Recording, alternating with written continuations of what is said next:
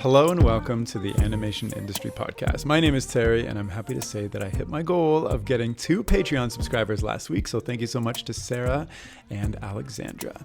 Now, I just need 2 more for this week, so if you've been thinking of becoming one of those people, here's something that might entice you a little bit. I've created an easy-to-use, filterable list of every single podcast. That's over 200 at this point. With this list, you can filter by topic, guest, industry, country, and more. That means if you're looking for an episode on, say, how to create and pitch your own show, you can simply filter the list by the word pitch and find all episodes that cover this topic. I've also included all the guests and their social links for you to easily find industry relevant guests and follow and network with them. So, for example, if you're a storyboard artist looking to connect with other storyboard artists, just filter the list by the word storyboard, and you'll get a list of all episodes that have storyboard artists as guests and their social handles. This Rolodex, as I'm calling it, is available to all Patreon subscribers, meaning if you only sign up for $1 a month, you'll get full access to this, which can be a great way to figure out how to up your skills and network. And the link to my Patreon is in the description of this chat. This chat is with Senior Art Manager at Firaxis Games Kaye Vassey and her journey coming out as trans in the gaming industry. She also shares how she switched from TV and feature film animation into CG gaming and built the team that created Fortnite. She also gives an overview of the skill level needed for technical artists and dives into the short film she's currently producing. So without further ado, let's jump in. Okay, how are you doing? I'm doing great, and hopefully you are as well. Yeah, I'm doing great. I just had a coffee. We're chatting for the podcast. It's all good. Let's get right into it, because we had an extensive chat beforehand, and I learned a lot about your career and you, which I think is amazing. And one topic that I haven't touched too much on this podcast is kind of the whole how coming out in animation, and predominantly historically animation has been very male. When I went to school, that was a big concern for me, because I was coming back. My first experience in school, I wasn't out myself, and then going to Sheridan, coming out during that process, I was very scared. But the landscape changed a lot since I was in school originally. So yeah, tell me about your experience, because I think you have a lot of interesting stories and experience in this that people might be interested in hearing. Definitely. Yeah. Well, so and just for listeners of the podcast, I am trans femme, male to female. And yeah, it was very interesting coming out in the games industry in particular. At the time that I came out, I was 39 years old and was the head of technical animation on Fortnite Battle Royale at Epic Games. And so I'm sure we'll talk about it, but it's definitely something that I had been dealing with since I was a little kid. Yeah. And I think it's one of those things where you're right in that the landscape has changed now. So I don't know that this holds true as much as it did in my generation, but I know a lot of the ladies and guys in sort of my age group who are trans. We definitely sort of achieved and overachieved and tried to find other things to focus on to sort of fight that battle.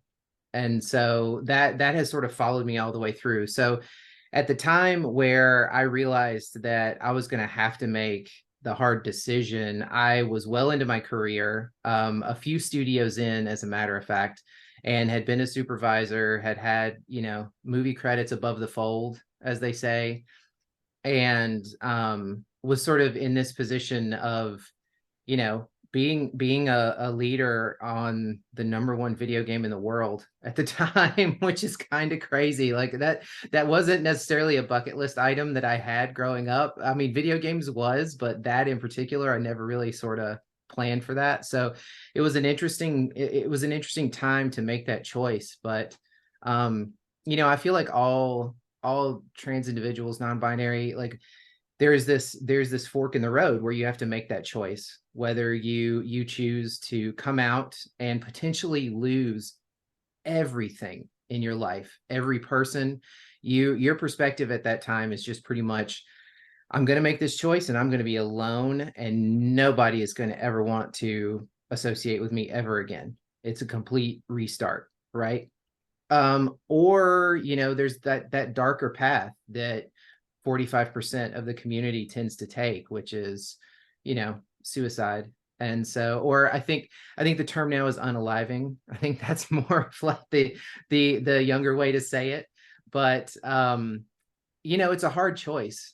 And so, quite frankly, I was terrified of losing everything. And what for people who are interested, what sort of swayed me into choosing to come out and fight and be as bold as possible was the fact that I knew that even if my kids completely disowned me and hated me for doing this and didn't want to have anything to do with me, that it was more important that I still be on this planet to help them when they need it, because they don't know that they're going to need help as they get older and grow up and do these things. And I was like, I'm not going to abandon them.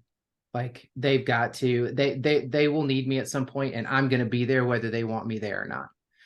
And so that was kind of the decision. And then I hadn't really given a lot of thought to it being the games industry when I came out.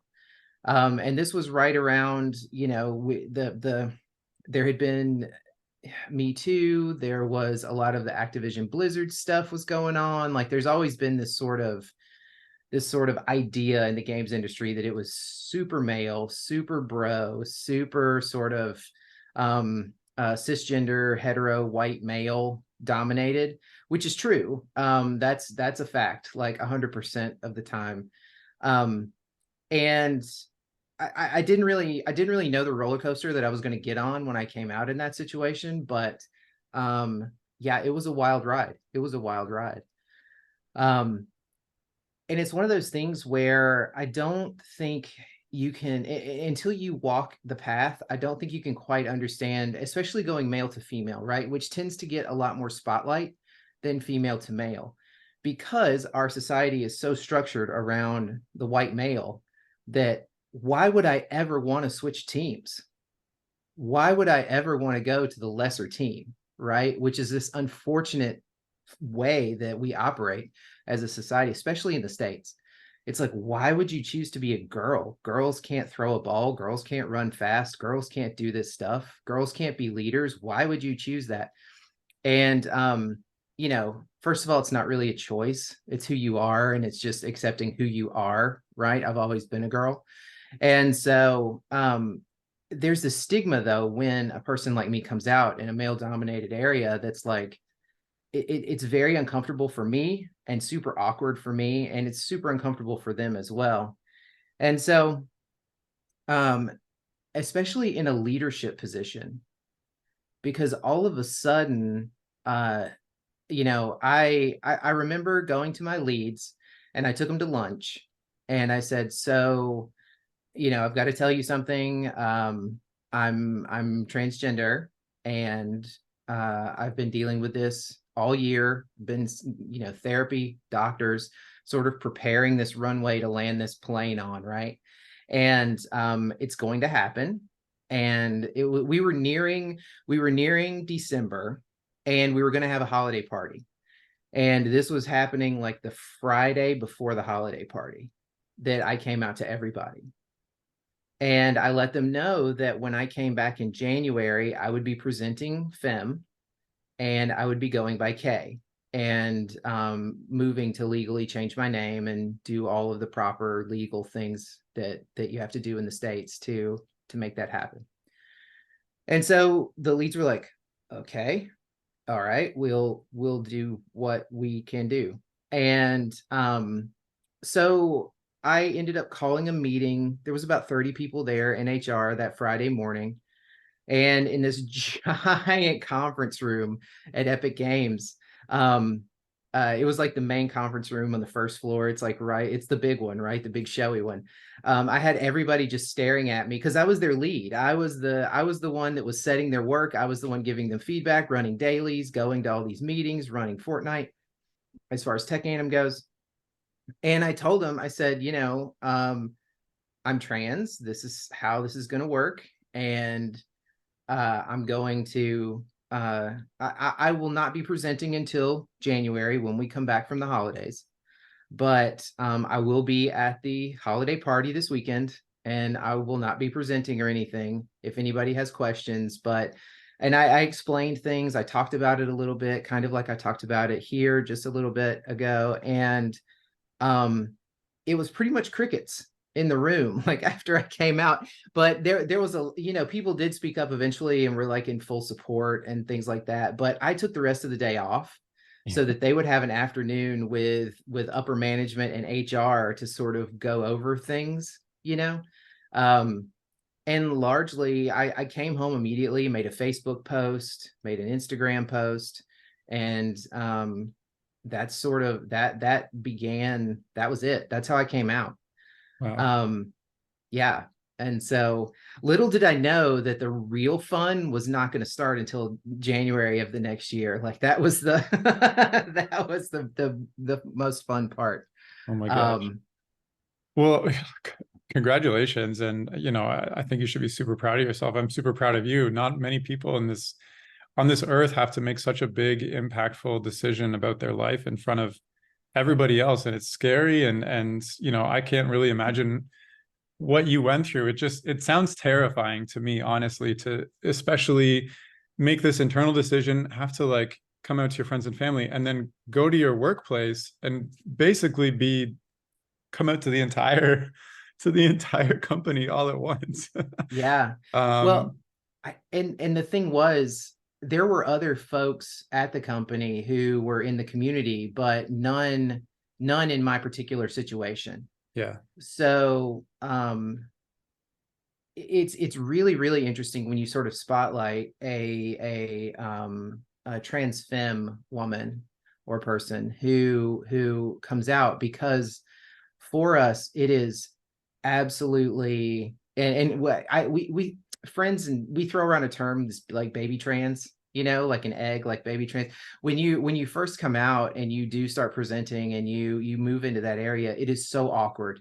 It is so awkward, and you're doing your best and you're aware of how awkward it is, and everybody else is just like full of stares. Yeah. And so I was the only one walking around in a giant company of white dudes who was like going through this, right? And so it's interesting because you start out and it was like Kay is still just this weird guy who is dressing weird, right? Like, and that's kind of what it felt like the response was. But as I got more feminine and as I settled into myself, and there's this whole discovery process that you go through to figure out who you are now, right? Like when there's no boundaries, who's Kay? Who am I? What do I like? Do I like the same things? Am I different now? Do I have freedom to be the person that I want, that I am, Um, as you walk in and you start doing that more, you lose your male privilege, like armor, like pieces of armor just are dropping off of you as you walk in. And suddenly your voice doesn't matter much in meetings.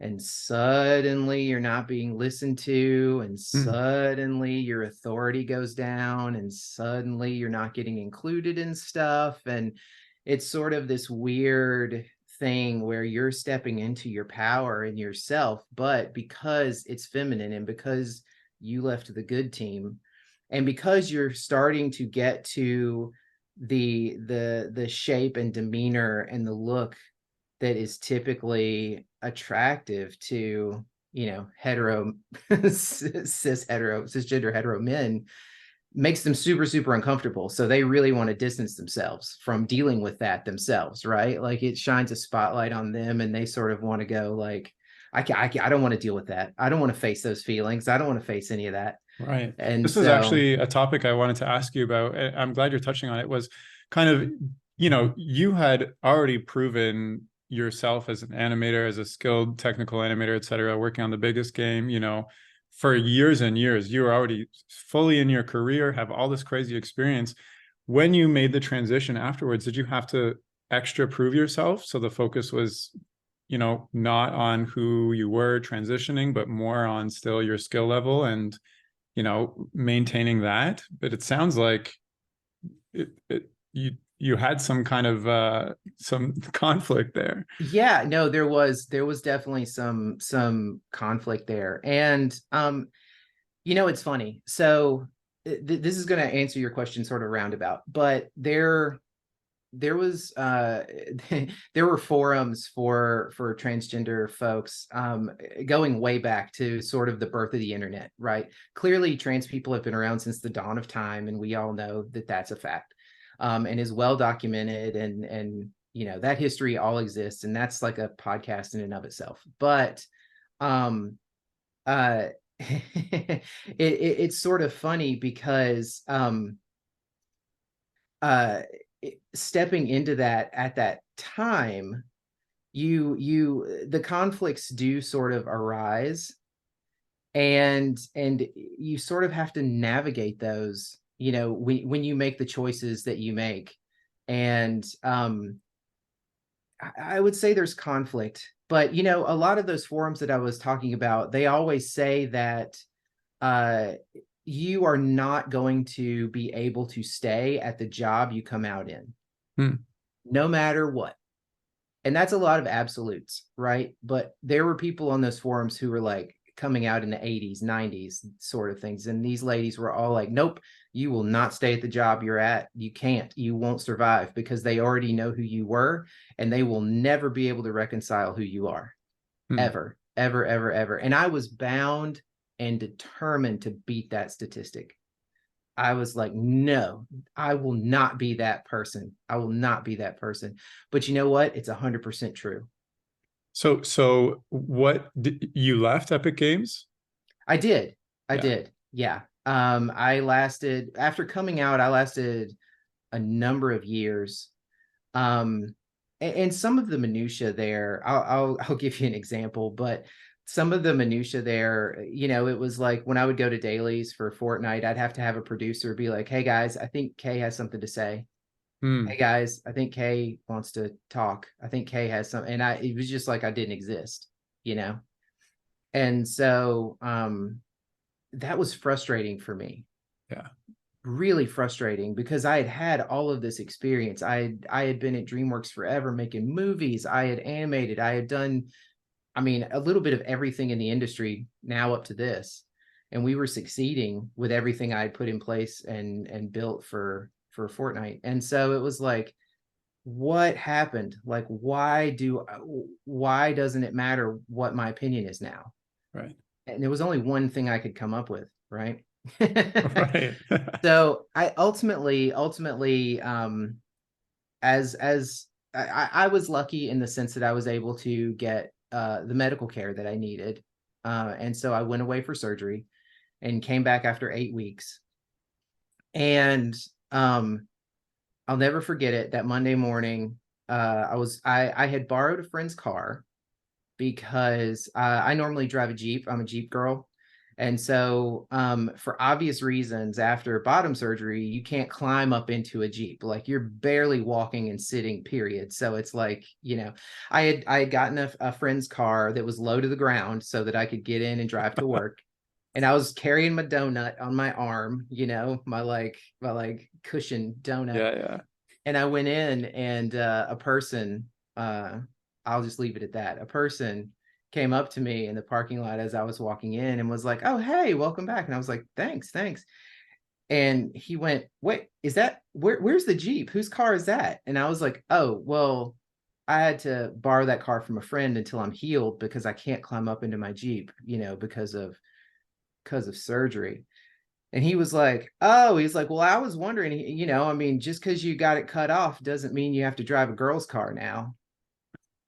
And I was like, Excuse me. "What?" I'm sorry, what? Like, that just was a gut punch. And that was the Monday morning I came back. Oh my Um, gosh. and it was interesting. I went to some meetings and it was silenced still and was like, okay, well, that hasn't changed, I see. And then it wasn't long after that that they uh pulled me in and were like, we think it would be best if you stepped away from Fortnite. Hmm. And I Wow. was like, okay. And I asked for reasons and whatnot, and they were like, well, it's just you're just very emotional now, and we just think it would be better for the team to not have that dynamic. And so yeah. And I Wow. was like, okay. So I pivoted away and had to make a decision. Obviously there was rage, and Yeah. I was like, I can't believe this is happening on the day I came back after worrying for 8 weeks that, I was gonna not be doing my job well enough. And they told me to go home and rest and chill, and they were like, we'll tell the team. And I said, no, I'll be back tomorrow morning, and I would like to tell the team, please call a meeting in the morning and I'll let them know.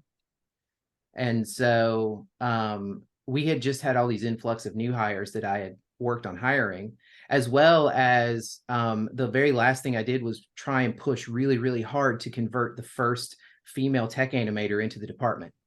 She had been doing another job, and I was like, I be damned if I'm not going to get her in. And so that went through eventually. So that was my last hit to the game. That was the last thing. And this was like I think it was season 7, I think. I could be off a season, but I think it was season 7 of the game. Um, and so, yeah, the next morning, kind of bringing it full circle to the coming out meeting, there was another meeting where I stepped down and announced my replacement, who was the first hire I had made on the game as a junior, and sort of brought him up to the level. And so my like right hand, uh, my first hire replaced me, and I moved on to other things and sort of clung on as hard as I could, just pivoting and finding other things to be effective at. And I mean, ultimately it culminated in I helped start multiple ERGs, employee resource groups, and was the head of one of those, like 1,000 people for a while. It was amazing, and worked on various projects that are out in the world and from the company and in the engine and stuff like that. And so, Gosh. yeah, it was 8.5 years, but Wow, I mean, that sounds like a crazy whirlwind, but super kudos and congratulations to your courage to even to go with the next morning and say, I'm going to announce it myself. Like, I would just be like, all right, I'm going home. You announce it. I'm too upset at this information. though, like, Terry, the thing was, and this is funny because one of the dudes who had just didn't want me around after I had that meeting came up and was like, that was crazy. Like, good for you doing that. Like, I've never seen that happen before. Like, that's like, man, that's like, you're super strong, And Yeah. I was like, thank you, I guess. But uh I had to thank them. Like, at that time, making that game was just it was everybody loved it, the game, but the process was just so hard and so crunchy and so fast paced. And we had worked so hard to make it as smooth as possible so that artists could make art, and so it was I needed to say thank you to them. Like, it was less about me leaving and more about me getting a time to say, Hmm. like, all those times that I had to ask you to miss something and stay on a Saturday, or come in at night, or call you at 8 p.m. and be like, we've got to fix a thing before midnight, or like, thank you for doing that for me. As like, I'm sure you were mad at me at the time, and I'm sure you were like, this call is terrible, because as a leader, you make a call, sometimes it's a good call and sometimes it's a bad call, but that's what you're there to do, is the consequences either way, right? Yeah. And so it's like, I wanted to thank them. Well, I mean, you probably created even you said one of the guys came up to you afterwards and said how strong you are. I think that's great. I have kind of two questions still. One is so before I came out as gay, I wasn't extremely confident in my art, and I was afraid to touch on like certain things, like, oh, this pose is too flamboyant, or this character, I was afraid to like reveal anything that would or do anything that would like reveal, I don't know, my inner thoughts of how I thought of myself and my sexuality. But after I came out, like my art improved a lot. I consider that my art and coming out are kind of like two really hand in hand things, parts of my identity that have become stronger over time. Does that resonate with you at all as well? With how you consider, your artistic career after transitioning? So much, so much. Yeah. Um, and what's funny too is when I started going to see a therapist to sort of, like I referenced earlier, build this runway to come out, right? Yeah. um think of it like the fashion runway that you're building and you're gonna your debut, right? It it occurred to me that all of my art through art school, which, I have a crazy college art school, kind of like how I got there story anyway, but whenever I would be doing like self portraits or working on my own stuff, I was always beating myself up. Hmm. It was never a self portrait that was in a good light. It was always self deprecating, but not in a funny way, or not in a congenial way. You could see that IK was trying to come out, Hmm. right? And so after coming out, it was it was freeing creatively, and it opened my eyes in the community to this whole side of things that we don't tell with stories, right? And it's not necessarily, and I'm not necessarily speaking sexually, although there is a market for that for sure. It's just that different types of human beings can exist and coexist, and there are stories to tell in that community that I'm excited to tell, you know? And I think one distinction for listeners who may not have thought about this before, but there's a great quote, and I cannot for the life of me remember who originated it, but when you look at the LGBTQIA plus community, the one thing that sets the trans community apart, and I'm using trans as an umbrella covering gender nonconforming, non-binary, transgender, on the spectrum, right, from M to F on the spectrum, um, is that a lot of times it's not who we go to bed with, it's who we go to bed as. Hmm. And that's a super important distinction, right? Because a lot of the community is sort of hated for their sexuality. And we tend to get more hate for just wanting to exist and dress cute, right? Like that there it's a different sort of flavor of hate. I mean, hate is hate, but it's a different flavor of hate. And so that in and of itself, it just spawns so many stories and so many situations and so many things to explore creatively Yeah. that it's almost overwhelming, honestly, because I'm like looking at the clock and I'm in my 40s and I'm like, all right, I guess we're probably let's say we're approaching the halfway mark here. I got so much to do. Like I've got so much I want to get out and so much I want to leave here and tell and make. And it's like it really makes you kind of step on the gas when it comes to that sort of thing. Wow. And you didn't feel this beforehand, like when you were male presenting. No, because I was always conflicted. Yeah. And it was always any stories I came up with were always so bland and they weren't real. There was no honesty in them because they were just full of tropes or stereotypes or things that I already knew existed, or Yeah. Yeah. Yeah. Yeah. lame ass gags or whatever. Like it wasn't truth. It wasn't real because I wasn't real.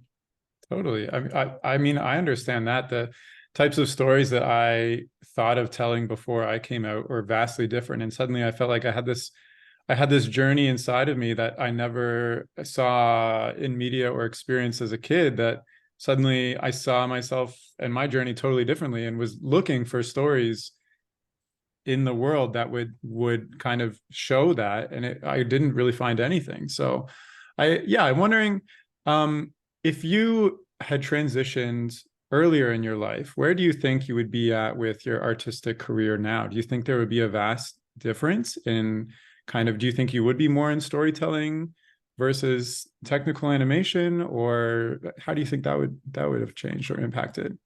That is an amazing question.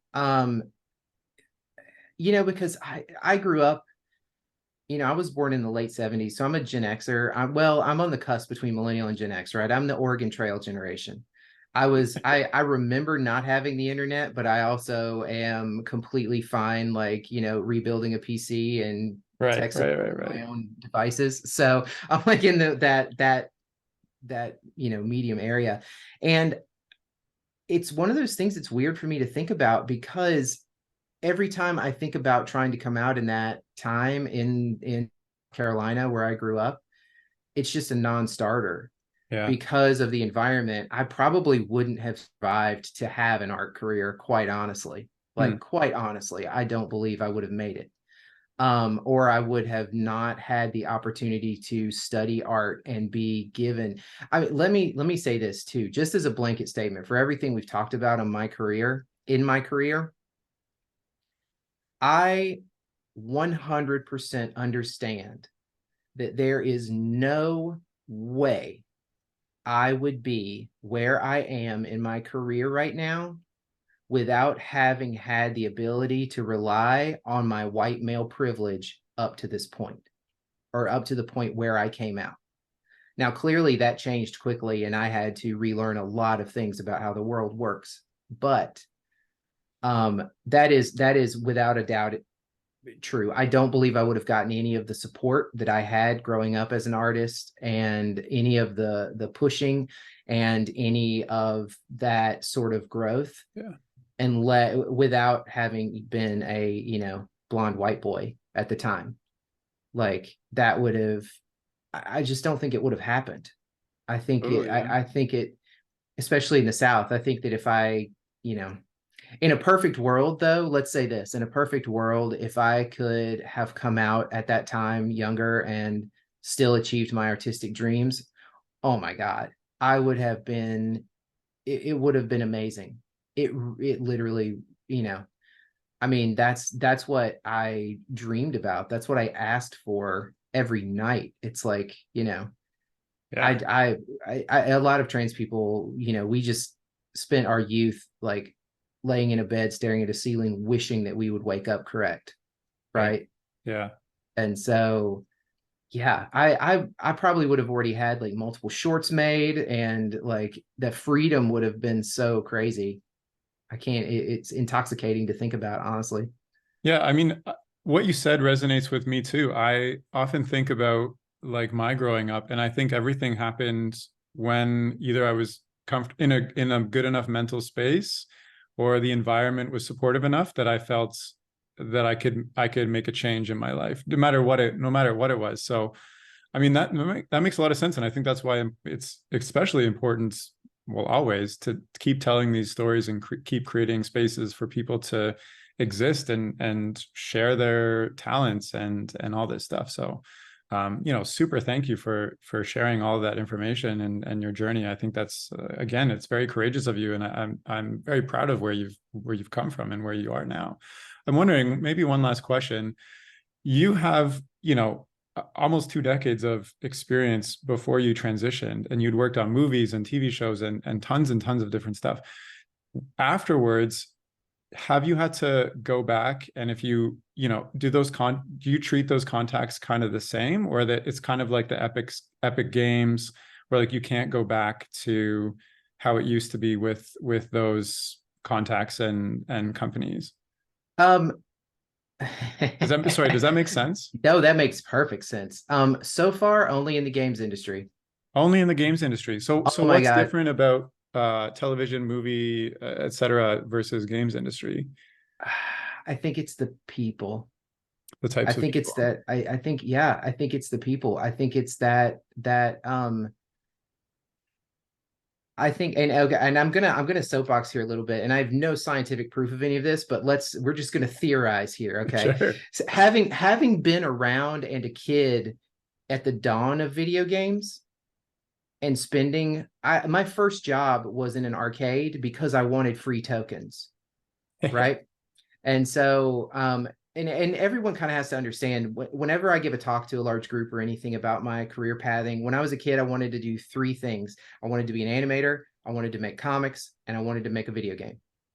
Those were the things that were like, those were the three things that I could not figure out which one I wanted. So I was like, well, I'm just going to sprinkle effort into all three and hopefully come out with something good. But then when in 1988, I went to Disney World for the first time and met an animator named Harry Holt, who had retired, and he sat at a desk on Main Street, USA, doing animation drawings. And I'm looking up at it right now. I still have the Lady and the Tramp drawing he made for me in '88, framed. And I saw him he did the thing where he like licked his finger and took a sheet of animation paper and just literally drew Lady and the Tramp. And then it clicked for me that this guy draws and these things move and it makes a movie. And that sort of solidified that path for me. Wow. Right. But, you know, I think when games came out, when I was growing up, the rule was girls don't play video games. Right. Like that was just it. And Right. the girls I saw in the arcade when I was a teenager, they were hanging on the machine because the boy they were with was playing the video game and they were bored. Totally. Right. Yeah. And so those ladies wanted to play video games, but there was that social stigma at the time in the 80s through the 90s. And some did, but it wasn't like it is now. And I think that stunted the industry from being able to hire women who were interested and capable and talented artists, right? But because all of that, and I just finished reading this book called the Queens of Animation, right, which is about all the women at Disney Animation. And I think Disney had already, being the sort of guiding light of people who wanted to get into animation from the beginning. It's always Disney first, right? Like typically it's Disney first. And they had sort of began to solve that equality problem back in the 30s and 40s and tried to solve it. And I think that industry was doing better with that. So one of my greatest regrets is not having the courage to come out when I was at DreamWorks. I was at DreamWorks for 11 years. And I have since, I'm still connected to everyone I worked with at DreamWorks. And I've since reconnected. Anytime I'm out in LA, I'll go by the campus and hang out with everybody, right? And the last time I was there, or the time that I was there after I'd come out and went back and hung out with people I used to supervise and the art directors and production designers and everything, it was so good. They were so happy, and it was hugs, and it was, oh my God. And they were like, when are you coming back? And da da da da da. It was just this, you could tell that, and some of them had even said that when we worked together previously, I could tell something wasn't there, like something, there was just a dimness about, even though I'm bombastic and loud and I fill a room, and I was doing that partly as a defense mechanism, they were just like, there was a light that wasn't quite bright. And now it's just completely bright. Wow. And, that was the feedback and sort of welcome that I got from peers in the feature animation industry. And then I, being currently in games at the time, it was like,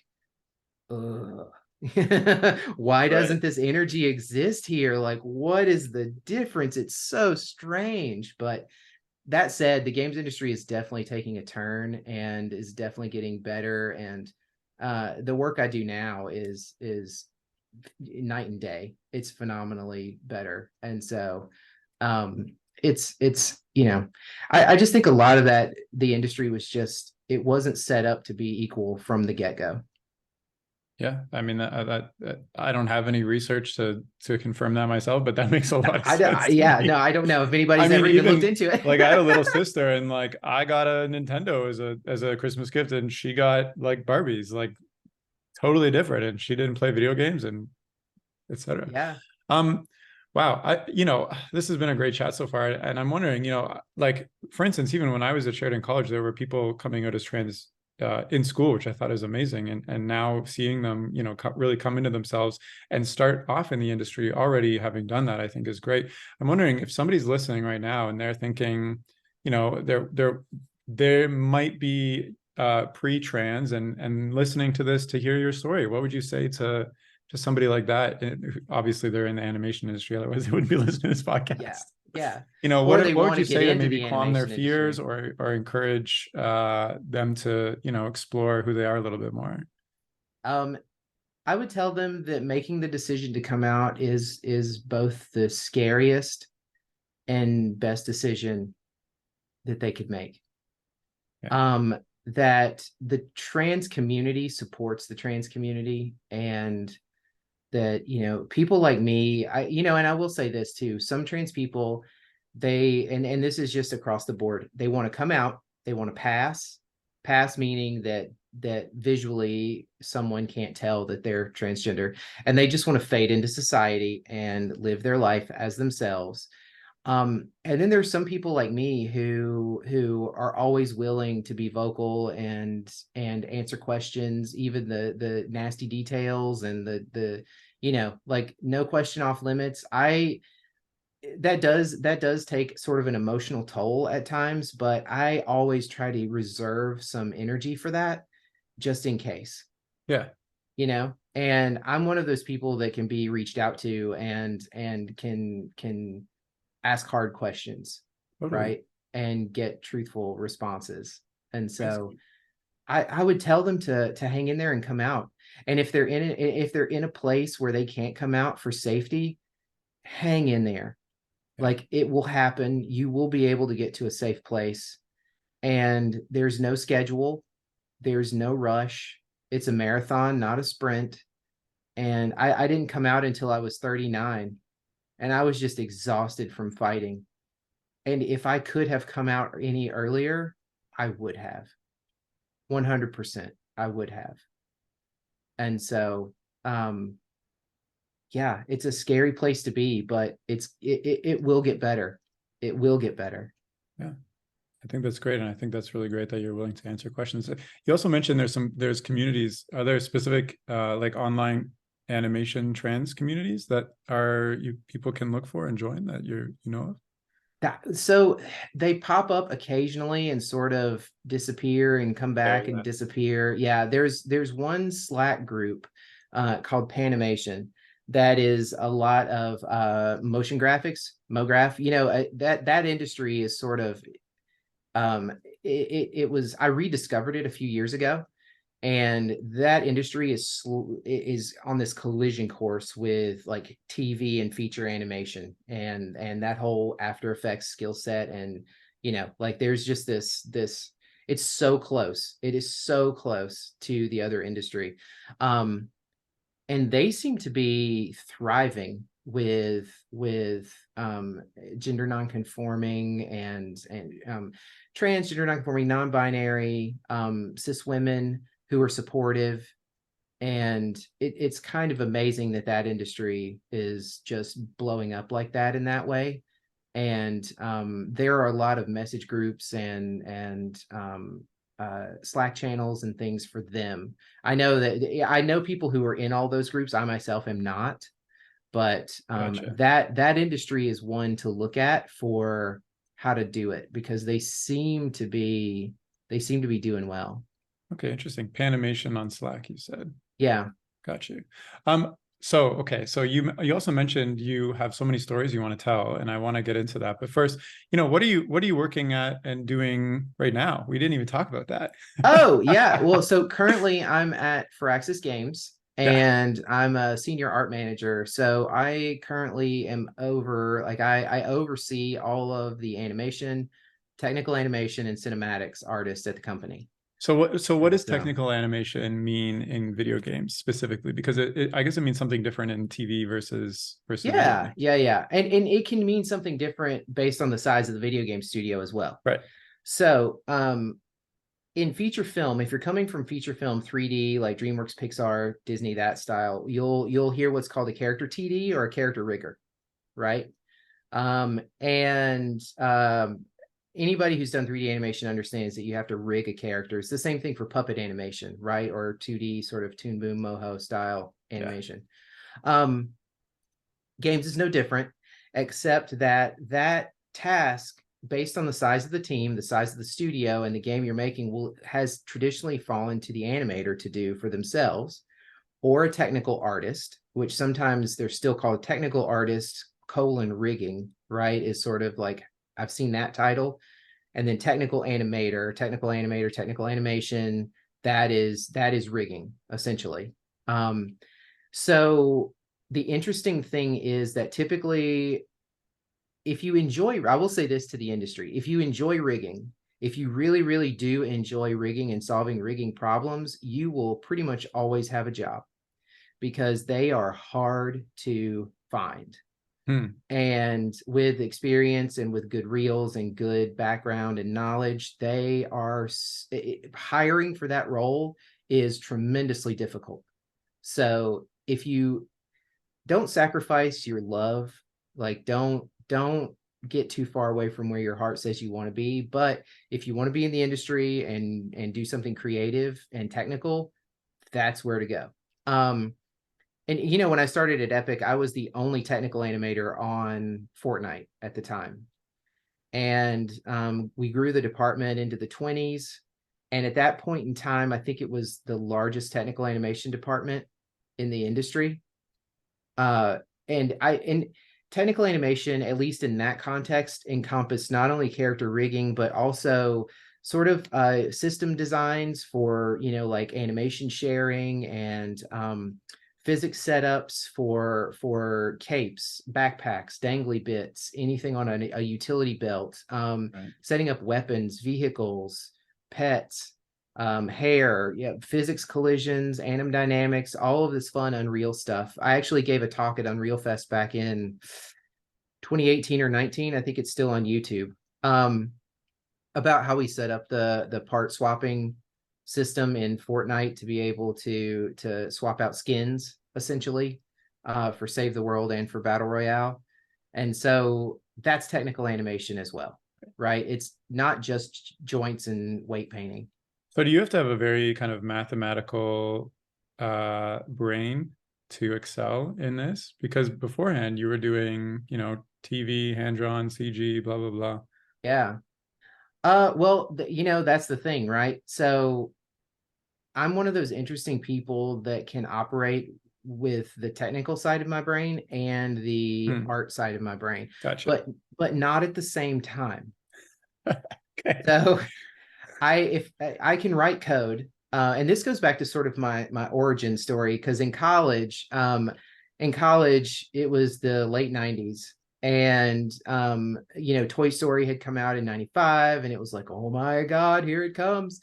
And so I was like, I should learn this 3D stuff. So I basically begged, borrowed, and stole my way into the VR lab at Clemson University in the summer, so that I could get to an SGI, because I knew at that time, and some people listening are going to be like, what's an SGI? Because I'm I like, run into what's this. an SGI? Yeah, it was the computer you had to have to do computer animation at first. Gotcha. They were really, really like hot computers. They were blue, they were cute, they were like gajillions of dollars each, and it was every time you saw behind the scenes for like Jurassic Park, the computer, it looks like a Ferrari. Like if you look like at I the know exactly this. SGI. I looked it up. Yes, I know Yeah, exactly this yeah, computer now. yeah. And it was like I needed to get my hands on one of those, because that's where the 3D was at the time. And so you know, when I went to Clemson, I was like, well, I'm going to sort of make my own degree, because I want to do a traditional animated film as my senior thesis. And it was such a small art department. They were kind of like, okay. So I kind of built electives, and I took C++. I took computer programming classes, because I was like, that 3D's coming. And it paid off, because I learned how to code. And so, you know, if I'm going to sit down and write a Python script, I have to sort of like shift gears. I have to like shut the creative part of my brain down, and then focus on the technical. Yeah. And then if I try to go home and draw directly after that, it's terrible until I reset, right? So You need like two different hats. When you put on one, totally. you get animation brain, you put on the other one, you get tech brain. Usually what I do, so it's funny because usually what happens is what gets me back into animation brain is something like blind contour drawing, Hmm. Just right? to like warm up, get the juices flowing. Yeah, I see, just I to, see. or I will draw with my left hand. I'm right-handed. Oh, Or interesting. I will draw with my left hand. And that's just like my brain crashes until the other side cranks up and is like, okay, all right, now I know what we're doing. Yeah, because I know you went to Goblin as well, but I was wondering, Yeah. do you like you've been in tech animation for quite some time now? Do you feel rusty when it comes to actual animation? Um, I always Always. like I mean, I I feel like always every feel animator is rusty. gonna say that forever. Always feel rusty, right? Like Unless you're like Glenn Keane or something. I don't know. I think we all want to be like Milk Call or Yeah, yeah, like that, of course. like um yeah, always feel rusty. Always, always, always. Um, yeah, like whenever I go to life drawing classes, that's always like the litmus test for just how rusty I am. That's like the scariest thing in the world is going to life drawing classes. I mean, For fear same. that someone would see those. Oh my goodness. Or like going to the zoo to draw animals. It's like I Oh just my want to gosh. be covered completely. Right. You The get those monkey people. moves and you're like, oh, there goes It's my difficult. drawing. Yeah, yeah. But and then when I'm animating, if there's a technical task that happens, it's either because I'm frustrated or one of my artists like at DreamWorks or whatever would be frustrated with a thing. And I was like, I know we can script around this. And then solving that problem takes over. Yeah, yeah, And yeah. then that spins up the technical side. And then once I see the solution to it, I'm like, okay, I just got to get this down. I've just got to Yeah. get this out. And it's dirty code. I'm by no means a developer, quote unquote, but it Totally. works. The problem solving part of your brain takes over and you can't stop. Yeah. Yeah. Basically. Okay, cool. So okay, let's bring it back to, the what we were talking about before, where you say you want to tell you've reached hopefully not the midpoint of your life. That's a harrowing thought. But you have so many stories to tell, and do you want to share, something that you're working on coming up, I guess? Yeah, totally. So a while back, I sat down and wrote a screenplay for a short film that right now it looks like it's going to be about 11 or 12 minutes. And um, I had this idea that I wanted to write a screenplay and I wanted to figure out, I wanted to make a film. It's that time. I haven't made a film in a long time because I've been so career focused, just so hustling all the time. And I was like, with all the contacts and with all the people and with this industry, I feel so compelled to get stories out. Yeah. And whenever I get a focus like that, I just start rabbit holing on all of these possibilities and the how what am I going to do? And I start, how is this going to be production designed? And what am I going to grab here? And what am I going to do here? And so I stopped all of that and I wrote a screenplay. Yeah. And I contacted friends in the industry and was like, "Hi, I'm writing the screenplay. And it is about a trans character, and it's about a specific thing that the trans community deals with, especially trans women deal with. And will you read it and give me feedback?" And I won't name drop, but they read it, and the feedback I started getting was minor, and there was an agreement to not hold back because that doesn't help anybody.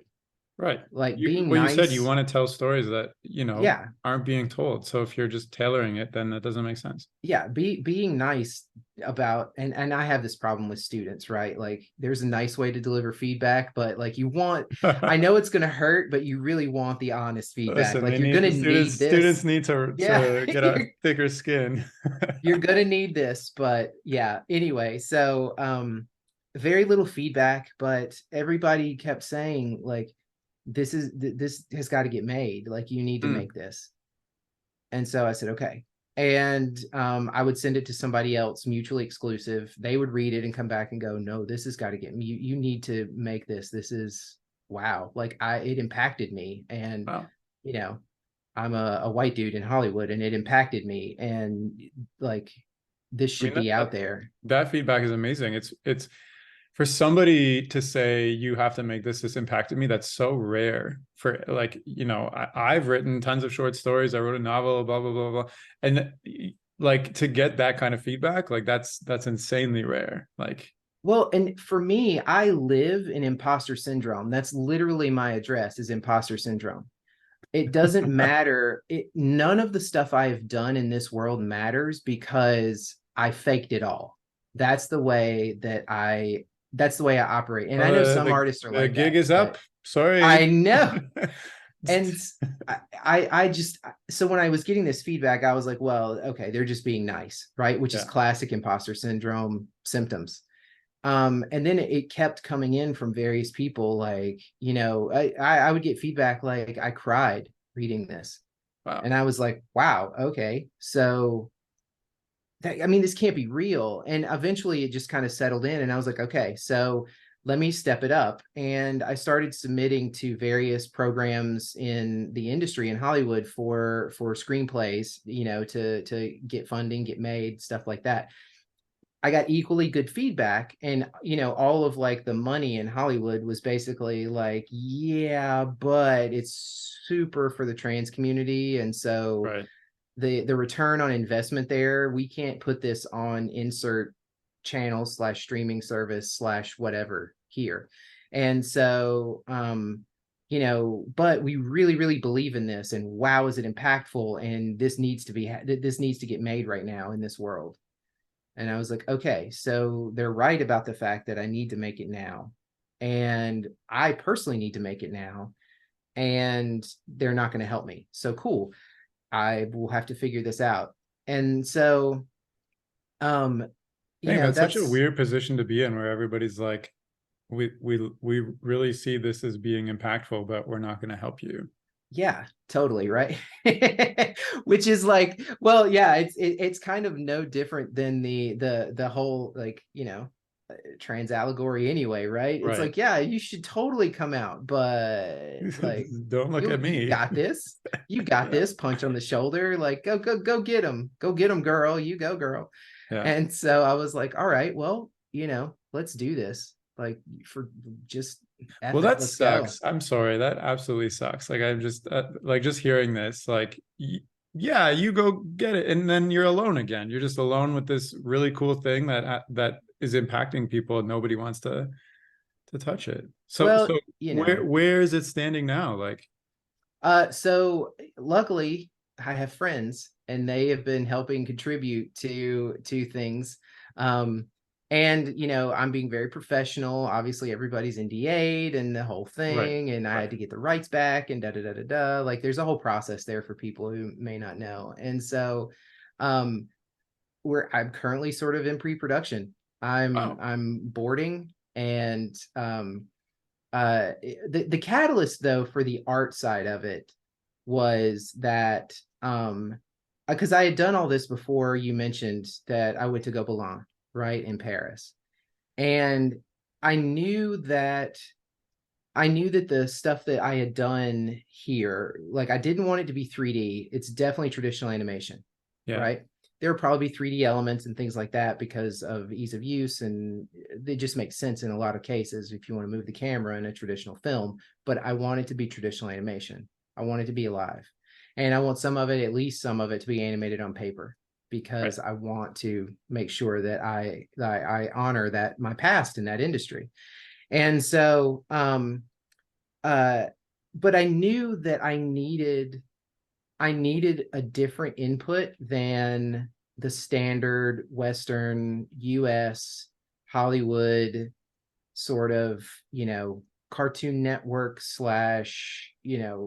Adult Swim / style. I needed something different. And it was basically, I had been watching these short films from Gobelin forever. And Yeah. there's always just something there, right? There's something that's like, you can't quite put your finger on it, but they put together these really strong films, and I was like, I've got to figure this out. And I had started talking with them, and ended up going into their summer program, while talking to people there, and went over there for 2 weeks. And if it was in the water, I tried to drink as much of the water in that school as possible, because it was like, I need to figure out, I want to see what their method is. I want to see what they teach. I want to see and experience it just a little bit to understand the mentality Wow, behind it. I'm impressed. Right. This is you didn't just do some research. You actually like booked a flight, went to stay in Paris, took their program. Like that's intense. That's great. Yeah, I mean, it's just, it goes back to that terrible half my life thing, right? It's like there's no time to wait. Like Right. I want to, there's only one way I'm gonna figure this out, and it's to do it. So what did you pick up while you were, I mean, 2 weeks doesn't sound very long to me, but what did you pick up while you were Oh there that my you brought back? gosh, it was so intense. That 2 weeks was so intense. And the people I met there will probably end up working on my film, like, and so students from all over the world. It was completely international crowd there, all ages, all skill levels. Hmm. Well, I won't say all skill levels. We all had to submit and talk and Right, right, interview right. and stuff Of a like that. certain Yeah, yeah. caliber. But it was definitely, there's just a sensitivity to characters, Hmm. and there's a sensitivity to the idea of not going easy on the process, honoring the process of animation, right? Like, there is no copy pasting. There is no copy pasting. They don't. Now, I'm sure some students have snuck around and done it, but largely there's a mandate of no copy pasting of Right. animation drawings. Like, even if you do copy paste and you do sort of an off pegs or a shift and trace or whatever, however you want to refer to taking a sheet of animation paper off the bars and moving it to get the in-betweens lined up, and there's a process there from the old days, right? It's mimicking that, and they use the software TV Paint, which I adore. And even if you do that, you're redrawing every frame. Your hand touches every frame. And I think when you commit to have your hand touch every frame, whether it's digitally or pencil to paper, there's just a sensitivity that comes through, Yeah. right? Like, it's a commitment to the film, and the way that they sort of approach acting is very much from, um, there's a sensitivity to body mechanics. Like, while I was there, we learned a lot about mime, because of, I mean, it's Paris, right? It's France. And so there was so much there about communication and body language and composing a shot for that. And like, it just goes a little bit further than what you typically get in the average, like, learn how to animate on YouTube or sign up for this master, Right, right, right. like, Of course. it just pushes that to a different level. Interesting. That makes a lot of sense to me. And like, as somebody who hand draws all day, it does have such a different you just doing the process, you come up with different solutions, you treat the volume, the character differently than if just, you're moving things around. I do have a question though. Why one thing that has crossed my mind while you're talking is why aren't you creating a video game where you can, kind of do comic book, video game, and all animation all at once with this story? Did that ever So cross your mind? no, I mean, Okay, that's I mean, fine. I sort of, the thing was that to get into video games from film, I would do my job during the day, and then at night I spent all of my time, because this was right around the time the iPhone came out Hmm. and apps became a thing, right? And so I made so many little iPhone game apps to learn Cute. game design on my own, and released them, and made, like, I don't know, beer and pizza money, like selling apps on the App Store, matching games, platformers. Like, I did all these things to learn that stuff. So I had the satisfaction of making a I game. see, I see. And so it was great. It was good. I loved it. And the industry has been so good to me as a career overall, especially now, that I'm really proud of that stuff. But it's just that there's this place in my heart for traditional animation that will never ever cease to be there. I mean, it It's makes like, sense. It's where you started at Disneyland, just seeing the pages flip yeah, yeah, that makes a lot of sense. I mean, there's just that there is, you'll hear Disney animators or any animators talk in the behind the scenes or whatever about the magic that it feels like. You do this process and then it's magic when it moves, when it comes to life. And if it makes you feel something, like, what in the world? How is that even a thing? And so it's a medium like no other. Right. So let me ask you this. Say your film is fully produced, it's hand drawn, it's everything you wanted. What would you consider, because you also mentioned you have a million stories, what would you consider success for this film? Is there, thoughts that I have are, getting into certain festivals, getting a lot of eyes, contributing to a greater trend and more stories that are in this light? Like, what would success be for you with I this mean, film?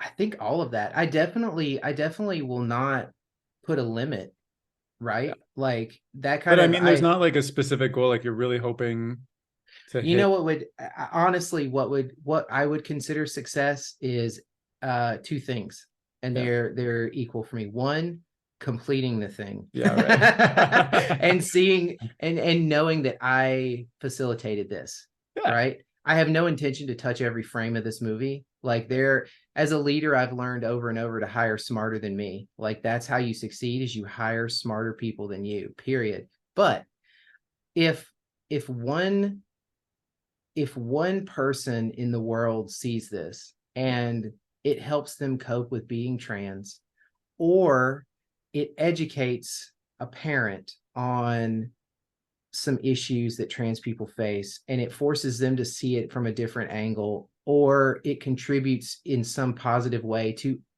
just one person's life, just Yeah. one, that is all the success I need, Yeah. all of it. I mean, And so, animation yeah. is such a beautiful medium to be able to relay messages and receive messages, and I love that. I think that's amazing. That's it's kind of why I do any animation myself. I'm just constantly thinking about who is this gonna be received by, who's this gonna touch. Sometimes I have somebody very specific in mind that I hope they come across this and they see it and they like it, and that's happened before and it feels amazing. And other times, I'm just trying to put something random out there that I think people will resonate with. So Yeah. yeah. So what is it? Can you share anything about the timeline or the plot, or like, I don't want to press you because I know you said there's NDAs and whatever, but I'm No, just no. curious about, somebody listening and they're interested in this film. Is there anything more you can share? Yeah, so it's honestly, and it's written from my heart. It's written from my story. It's definitely not autobiographical, but it definitely deals with things that I deal with, and friends that I have dealt with, and we talk about it and sort of help each other through. And it basically, it focuses on uh the main sort of antagonist, I guess you would say, is dysphoria, Hmm. which is something that I don't think ever goes away. And I think a lot of trans women, and I'm taking it from the POV of a trans woman because that is my POV and my battles with dysphoria. And um, it goes into the idea of dysphoria using your former self as a way to sort of get at you. And it's interesting because, and I don't want to like, resolve everything, I don't want to give everything out, but one aspect of this in the trans community that you face is that when you come out and you do it and you hit send on that Facebook post or that email, or you have that meeting like I had, or you do it and it's out into the world, these like years of boulders just lift if you come out later in life like I did, right? It feels so euphoric.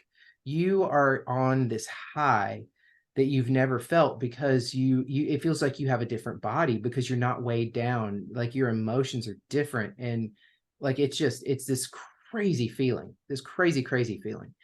And the thing that we sort of have to then circle back and deal with is that there were actually people who whether they told you or not, had a meaningful relationship with your former self, the person who some people would call a lie or a defense, or this other person that they knew for all of these years, and they had some sort of relationship with. And you've essentially removed that person from their life and their memories and they go on this journey to have to figure that out, and that is on them to do. But it's a point where you start thinking about that and you're like, wow, like I mean, I made the right decision. I'm fighting this battle for myself, and it is the right decision to make. And those people would say it's the right decision.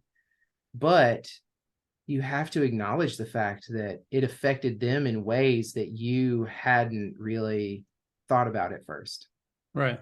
Like you were always kind of outwardly perceiving yourself as somebody else, and they were taking that person at face value and building a relationship with that person. And then when you switch, now you're finally the inward person out, and Yep. they are trying to come to terms with, I don't know if I know this new person, because the old Yeah. person, it doesn't really exist or whatnot. That's Well, and it's like all of the memories that I share with this person, right, where's the value now? right, Like right, that time we left high school and we're singing to that song and we both loved it. Were you lying? Like, was right. that like that was a core memory for me. And I really like we bonded over that song when it came on that Friday Yeah, of afternoon after course, of school. course. Like, is that nothing? Like, was like, where does that leave me? Like, how do I feel about that? Can I access that memory? Is it okay? Like there's so many facets to that sort of thing that people have to deal with because you become yourself. So how do And you, it's when crazy. somebody is trying to figure this out for themselves, how do you approach it with them and say, like, this old person that you knew was, this is a valuable memory that we both shared, but there was something that you didn't know within it? Or do you have to think about this memory differently? Or like, how have you learned to best approach this? Um, it just takes a lot of discussion. Yeah. It takes a lot of thoughtful talking and honesty and emotional labor from both sides, you Right. know? Right.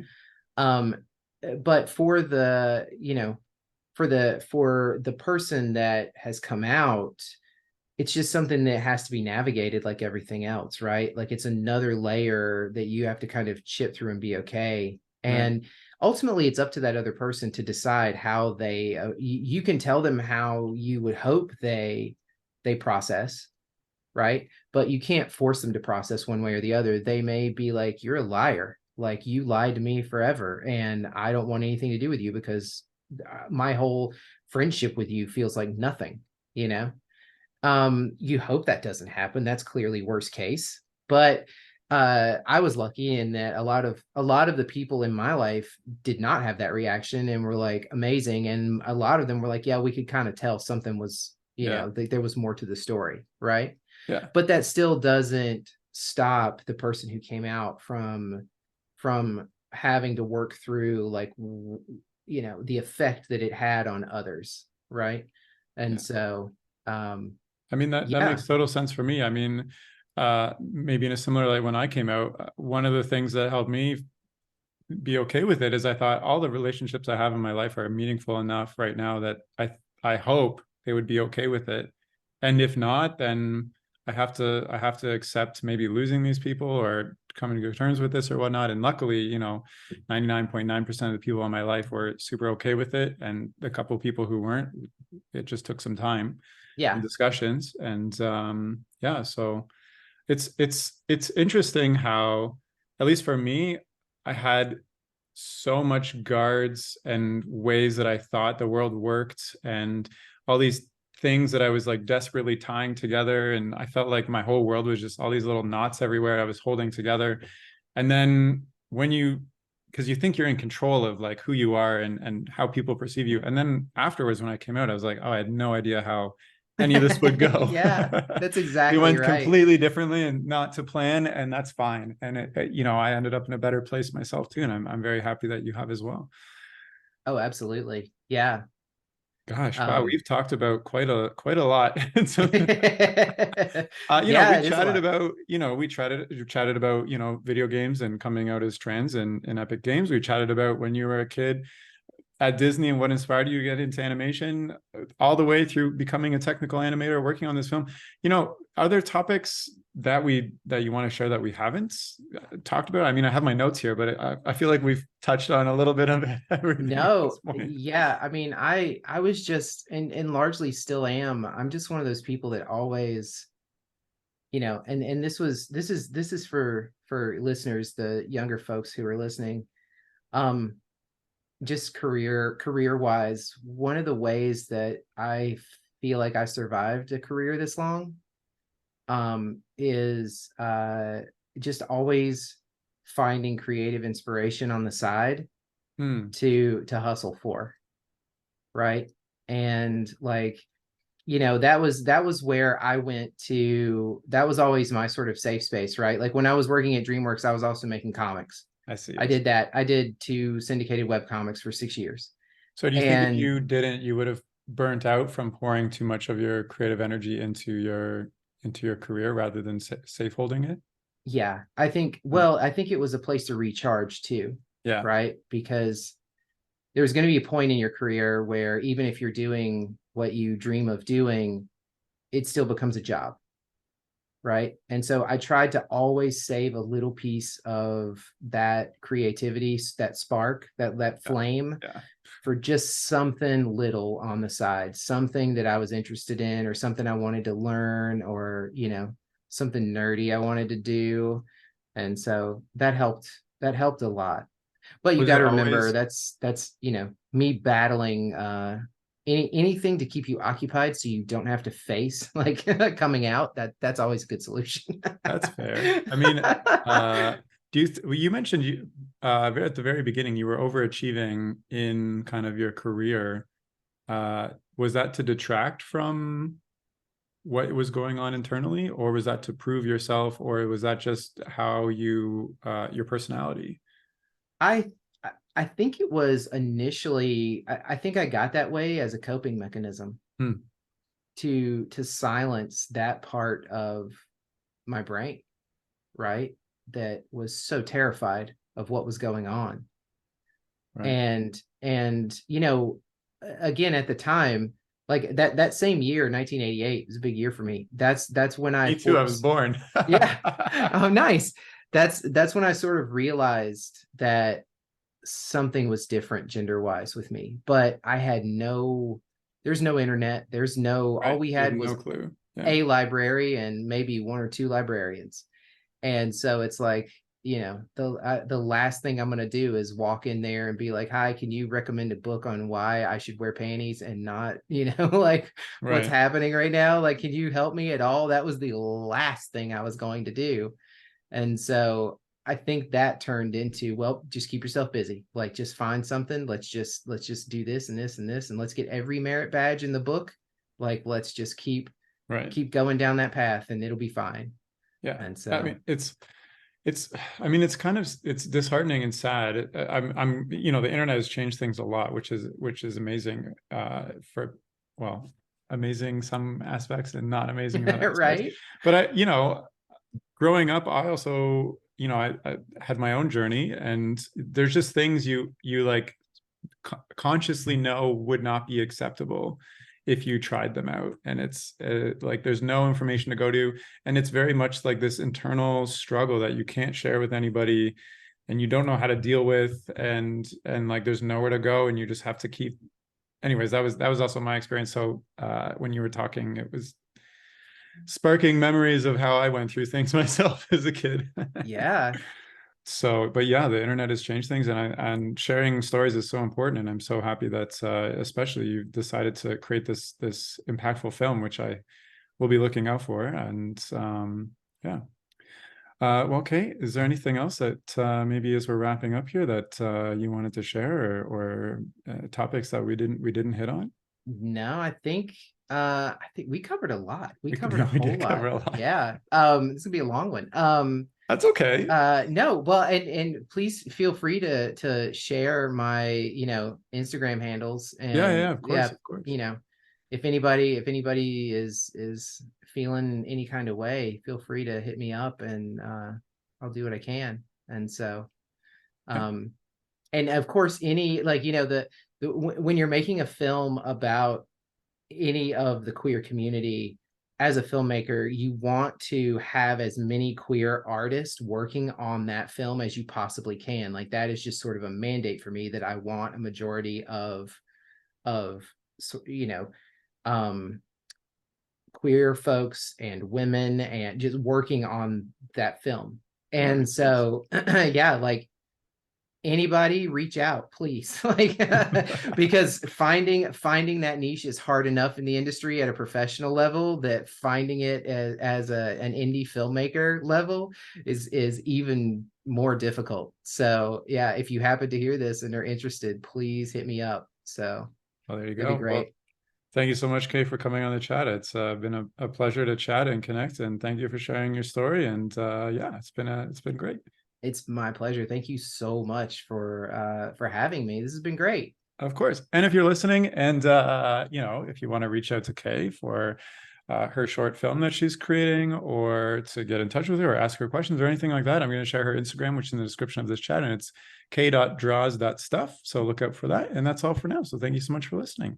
Okay, bye.